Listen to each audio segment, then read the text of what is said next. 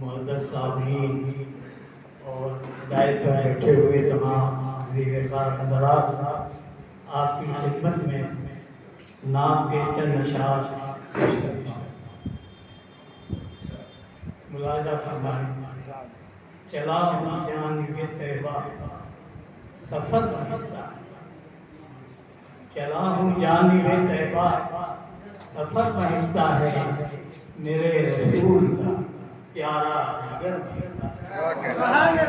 चला हूँ जानिबे तैबा सफ़र महकता है, मेरे रसूल का प्यारा नगर महकता है। चले हैं आप जिधर से महक उठी राही, चले हैं आप जिधर से महक उठी राही, फजा महकती है हर बाबू दर महकता है, मेरे रसूल का प्यारा नगर महकता है।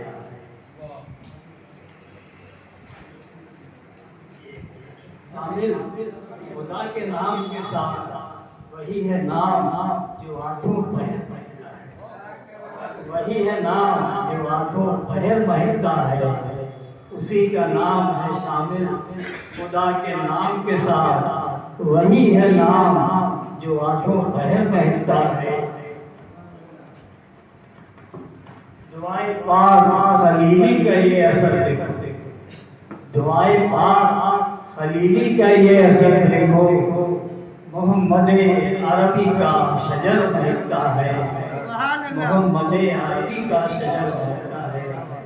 वो कौन राकिबे जोशे हुसैन व हसन, शेर दिखेगा, वो कौन राकिबे जोशे नबी हुसैन व हसन, उसी से फातिमा उन्हीं से फातिमा ज़हरा का घर महकता है, उन्हीं से फातिमा ज़हरा का घर महकता है।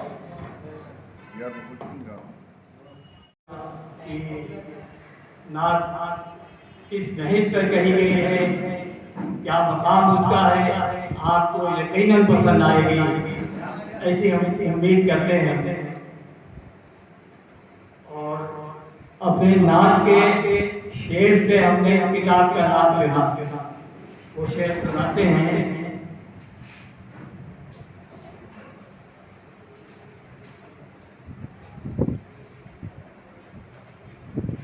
मिदहते शाहे दो आलम का बयां मुमकिन नहीं, मिदहते शाहे दो आलम का बयां मुमकिन नहीं, शाखे तौबा का कलम जब तक न लाया जाएगा, मिदहते शाहे दो आलम का बयां मुमकिन नहीं, शाखे तौबा का कलम जब तक न लाया जाएगा।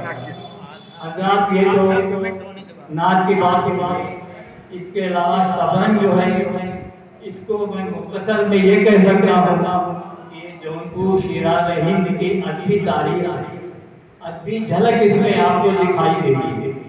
हमने बड़ी तारीख की, बड़ी मेहनत करके मदामी लिखते थे, कोई बात मालूम करने के लिए फौरन भी मालूम हो जाती थी, कभी चंद महीने लग जाते थे, कभी सालों का अरसा गुजर जाता था, और जब तक न तहकीक हो जाए हम कलम को आगे नहीं बढ़ाते थे।